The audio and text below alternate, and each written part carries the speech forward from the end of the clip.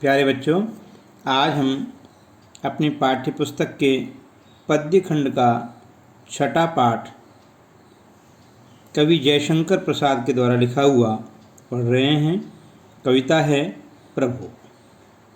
सर्वप्रथम हम कवि परिचय पढ़ते हैं, उसके बाद पाठ परिचय और फिर इस कविता का सरलार्थ समझेंगे। जीवन परिचय। छायावादी कवि जयशंकर प्रसाद का जन्म काशी नगरी में सन 1889 में हुआ था। इनके पिता बाबू देवी प्रसाद शिक्षा प्रेमी थे, जिन्हें लोग सुंघनी साहू कहकर बुलाते थे। प्रसाद जी की प्रारंभिक शिक्षा का प्रबंध अपने घर पर ही हुआ। बाद में इन्हें क्वींस कॉलेज में अध्ययन हेतु भेजा गया। अल्प आयु में ही अपनी मेधा से मीन्स कुशाग्र बुद्धि से इन्होंने संस्कृत, हिंदी, उर्दू, फारसी और अंग्रेजी का अच्छा ज्ञान प्राप्त कर लिया था। बचपन से ही इनकी रुचि साहित्य की ओर थी। इंदु नामक मासिक पत्रिका का इन्होंने संपादन भी किया। साहित्य जगत में इन्हें वहीं से पहचान मिली। काव्य रचना के साथ साथ नाटक, उपन्यास एवं कहानी विधा में भी इन्होंने अपना कौशल दिखाया। इनकी प्रमुख रचनाएं निम्नलिखित हैं। इन्होंने आंसू, लहर, झरना, कामायनी, प्रेम पथिक, चित्राधार ये काव्य लिखे हैं। ध्रुव स्वामिनी, विशाखा, राज्यश्री, अजातशत्रु, स्कंदगुप्त, चंद्रगुप्त, एक घूंट ये इनके द्वारा लिखे गए प्रमुख नाटक हैं। इन्होंने कंकाल, तितली और इरावती ये अपूर्ण ही रह गया, पूरा नहीं लिख पाए, उससे पूर्व इनकी मृत्यु हो गई। ये इन्होंने 3 उपन्यास लिखे, 2 पूरे उपन्यास और एक अपूर्ण रह गया। इन्होंने आकाशदीप, प्रतिध्वनि, पुरस्कार, गुंडा, आंधी, छाया, इंद्रजाल ये विभिन्न प्रकार की कहानियाँ लिखी हैं। निबंध, काव्य कला तथा अन्य निबंध ये इन्होंने विभिन्न निबंध लिखे हैं। प्रसाद जी की प्रतिभा बहुमुखी है, किंतु साहित्य के क्षेत्र में कवि एवं नाटककार के रूप में इनकी ख्याति विशेष है। छायावादी कवियों में ये अग्रगण्य हैं। कामायनी इनका अन्यतम काव्य ग्रंथ है, जिसकी तुलना संसार के श्रेष्ठ काव्यों से की जा सकती है। सत्यम शिवम सुंदरम का जीता जागता रूप प्रसाद के काव्य में देखने को मिलता है। मानव सौंदर्य के साथ साथ इन्होंने प्रकृति सौंदर्य का सजीव एवं मौलिक वर्णन किया है। इन्होंने ब्रजभाषा एवं खड़ी बोली दोनों को प्रयोग किया है। इनकी भाषा संस्कृत निष्ठ है। 15 नवंबर सन 1937 ईस्वी को हिंदी साहित्य का यह अमर कवि सदा सदा के लिए इस संसार से विदा हुआ। अब हम पढ़ते हैं पाठ परिचय। जयशंकर प्रसाद की प्रभु कविता उनके स्फुट कविताओं के संग्रह कानन कुसुम से ली गई है। ईश्वर की स्तुति करते हुए कवि ने उसकी सर्वव्यापकता, सौंदर्य और शक्तिमत्ता का गुणगान किया है। कवि को प्रकृति के प्रत्येक उपादान में ईश्वर का अनंत प्रसार दृष्टिगत होता है। चंद्र किरणें ईश्वरीय प्रकाश को व्यक्त करती हैं। सागर की उत्ताल तरंगें उसकी स्तुति करती हैं। चंद्रिका मीन्स चांद की चांदनी। चंद्रिका उसकी मुस्कान को तथा नदियों का कलकल निनाद उसके आह्लाद को, उसकी प्रसन्नता को, उसकी खुशी को व्यक्त करता है। वस्तुतः प्रकृति के सौंदर्य और प्रेम से युक्त भव्य रूप को प्रकाशित करने वाला ईश्वर ही है। ईश्वर की कृपा होने पर ही मनुष्य के समस्त मनोरथ पूर्ण होते हैं। खड़ी बोली हिंदी में रचित यह कविता प्रसाद जी की भावाभिव्यक्ति का सुंदर उदाहरण है। तत्समयी और गंभीर भाषा ने कविता को अद्भुत अभिव्यंजना सौष्ठव से युक्त कर दिया है। लयात्मकता, सरसता और मौलिकता की दृष्टि से भी यह कविता उत्तम कोटि की कविता है। तो इस प्रकार से हमने देखा कि कवि ने प्रस्तुत कविता में प्रकृति के विभिन्न उपादानों को ईश्वरीय क्रियाकलाप बताया है। प्रकृति में जो कुछ भी हो रहा है, कवि ने माना है कि वह परमात्मा का मनोहारी व्यक्तित्व है, उसका अस्तित्व प्रकृति की प्रत्येक क्रिया में हो रहा है। कविता देखते हैं। विमल इंदु की विशाल किरणें प्रकाश तेरा बता रही हैं, अनादि तेरी अनंत माया जगत को लीला दिखा रही है। प्रस्तुत काव्यांश हमारी पाठ्य पुस्तक में संकलित कवि जयशंकर प्रसाद की कविता प्रभु से लिया गया है। कवि प्रकृति के दृश्यों में ईश्वर के दर्शन करा रहा है। प्रकृति में जो कुछ नज़र आ रहा है, कवि का कहना है वह ईश्वरीय रूप है, ईश्वर का प्रतिबिंब उसमें झलकता है। विमल इंदु की विशाल किरणें प्रकाश तेरा बता रही हैं। कवि कहता है कि हे प्रभु, यह कोई नहीं जानता कि आपका आविर्भाव कब हुआ, आप कब प्रकट हुए, लेकिन विमल इंदु की विशाल किरणें प्रकाश तेरा बता रही हैं। ये चंद्रमा से छिटक रही विमल इंदु, विमल मीन्स स्वच्छ, विमल इंदु की विशाल किरणें प्रकाश तेरा बता रही हैं। ये चंद्रमा से छिटक रही स्वच्छ किरणें तुम्हारे ही प्रकाश का प्रतीक हैं। अनादि तेरी अनंत माया जगत की लीला दिखा रही है। हे प्रभु, आप अनादि हैं, आपका प्रारंभ नहीं हुआ, आपका अंत नहीं है, न आपका आदि है न आपका अंत है। अनादि तेरी अनंत माया जगत की लीला दिखा रही है। ये सारा संसार मानो इस बात का प्रतीक है कि आपकी न आरंभ है न अंत है, आप इस सृष्टि में पूरी तरह से समाये हुए हैं। प्रसार तेरी दया का कितना ये देखना है तो देखें सागर, तेरी प्रशंसा का राग प्यारे तरंग मालाएं गा रही हैं। कवि ने इस अंश में ईश्वर को परम दयावान बताया है और कहा है कि समुद्र में निरंतर उठती लहरों का शब्द उसी परमेश्वर की प्रशंसा के मानो गीत हैं। प्रसार तेरी दया का कितना ये देखना है तो देखें सागर। कवि कह रहा है कि हे प्रभु, आपकी दया का विस्तार कितना है। यदि कोई मनुष्य उसे देखना चाहे, उसे समझना चाहे तो वह समुद्र के विस्तार को देख सकता है। प्रसार तेरी दया का कितना ये देखना है तो देखें सागर। जितना समुद्र का विस्तार है उतनी ही आपकी दया का विस्तार है। आपके मन में जीव मात्र के प्रति इतनी ही दया और प्रेम भरा हुआ है। प्रसार तेरी दया का कितना ये देखना है तो देखें सागर। तेरी प्रशंसा का राग प्यारे तरंग मालाएं गा रही हैं। कवि कह रहा है कि तरंग मालाएं क्या हैं? समुद्र में उठने वाली लहरें। तेरी प्रशंसा का राग प्यारे तरंग मालाएं गा रही हैं। समुद्र में उठने वाली जो तरंग हैं वो क्या हैं? वो मानो उस प्रभु के, उस परमात्मा की प्रशंसा का राग गा रही हूँ, ऐसा प्रतीत होता है। तेरी प्रशंसा का राग प्यारे तरंग मालाएं गा रही हैं।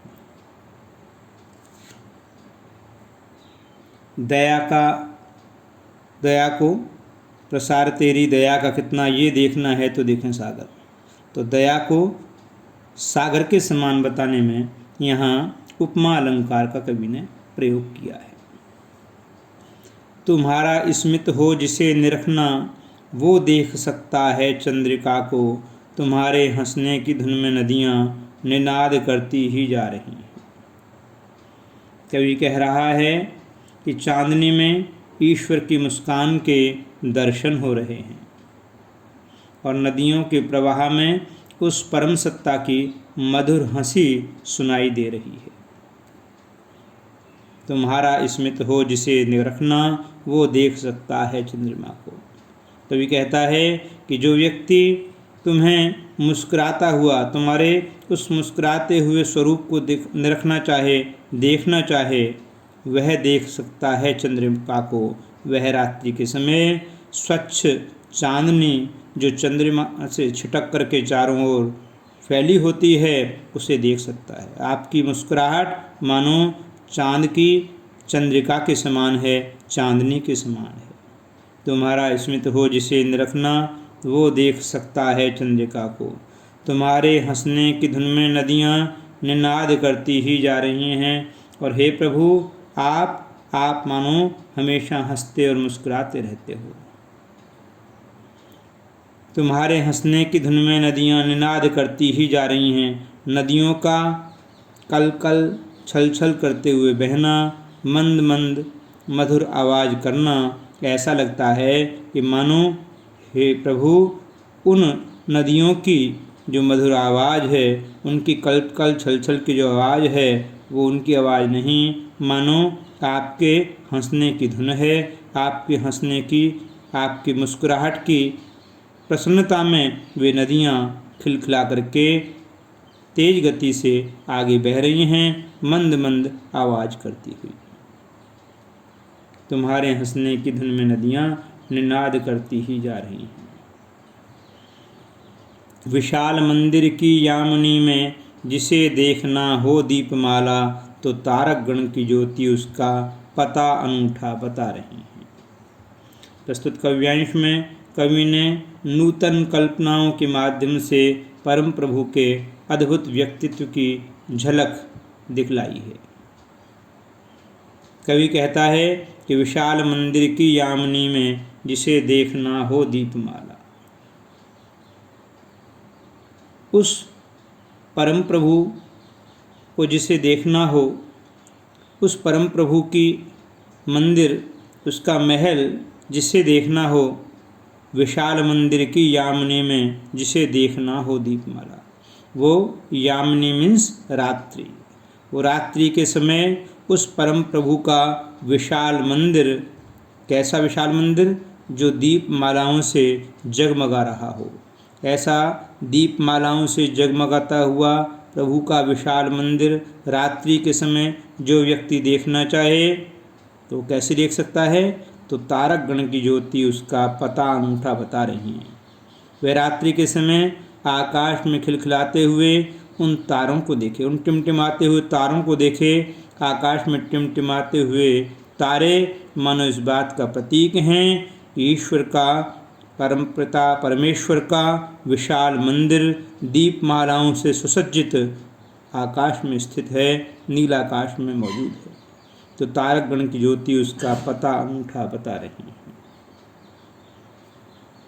विशाल मंदिर की यामिनी में जिसे देखना हो दीपमाला, तो तारक गण की ज्योति उसका पता अनूठा बता रही हैं। प्रभु प्रेममय प्रकाश तुम हो, प्रकृति पद्मनी के अंशुमाली, असीम उपवन के तुम हो माली, धरा बराबर बता रही है। इस अंश में कवि ईश्वर को प्रेम से परिपूर्ण प्रकाश के समान बता रहे हैं। कवि के अनुसार परमात्मा प्रकृति को प्रसन्नता और सुरक्षा प्रदान करने वाला है। प्रभु प्रेममय प्रकाश तुम हो। कवि उस प्रभु से, उस परमपिता परमेश्वर से प्रार्थना करता हुआ कहता है कि हे प्रभु, आप प्रेम से युक्त प्रकाश के समान हैं। प्रभु प्रेममय प्रकाश तुम हो, प्रकृति पद्मनी के अंशुमाली, और प्रकृति रूपी कमलनी को खिलाने वाले आप अंशुमाली मीन्स सूर्य। आप प्रकृति रूपी पद्मनी को खिलाने वाले सूर्य के समान हैं। सूर्य जब सुबह के समय उदित होता है तो सूर्य को देख करके पद्मनी खिलने लगती है, कमलनी खिलने लगती है।